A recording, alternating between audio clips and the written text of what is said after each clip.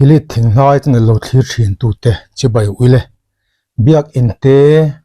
emi damdo in te le pui punna mun theng kata te emi tui in turan chop thina atlang puin no pahni thumve lek te om thina hetiang mang hian tui kan in drop ta vek thina hei hian nada tam tak hetiang atang hian kan kai thei ti hriala emi mi hring chila hianin emi bacteria te le virus tam tak te oma tiang no cái man tro ma tang hian in ti khan na tam tak kan chil tangin kan kai chong the ni abi takin hei ritlang om na tiang pneumonia thlengin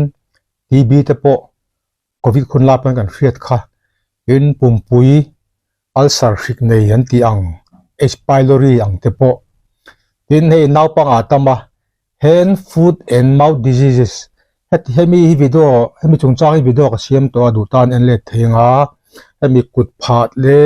ke phate le ka chung le kam sirve la te bol tiang pan tiang te khalo om thri nei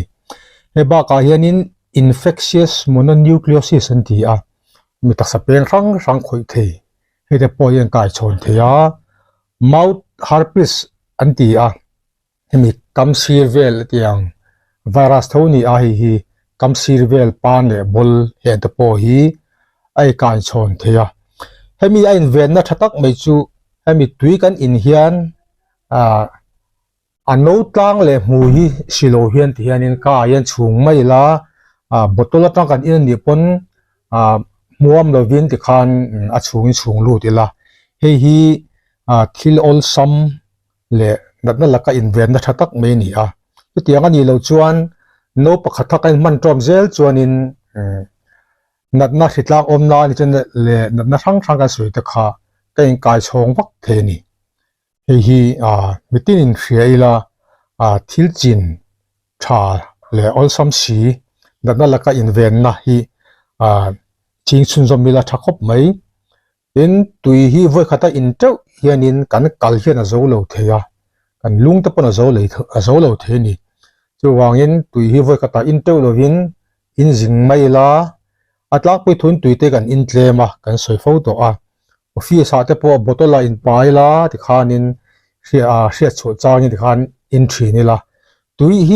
tui hal chau hian in tur ani lova taksama mo ani wang hianin ni khata hian liter ni emo ni tar khat emo na then chon liter thum te po an mamo ang kan mamo dan en ang lawa than tla na thok te chuanin an mamwo tamanga dai him noya thu tianga o te chuanin an mamwo tlem ve thunga ayong poni se tui hian i kan taksa tleng fai tu ni tui in tlem chuanin kala lungte nei na chance te an nga bi ka a chan chu kan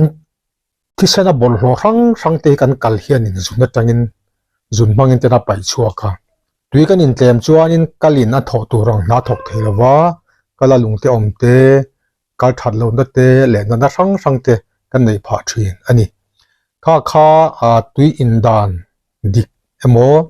tui in dan thiang lim emo chungchang kan soi thei tlem tu ni te se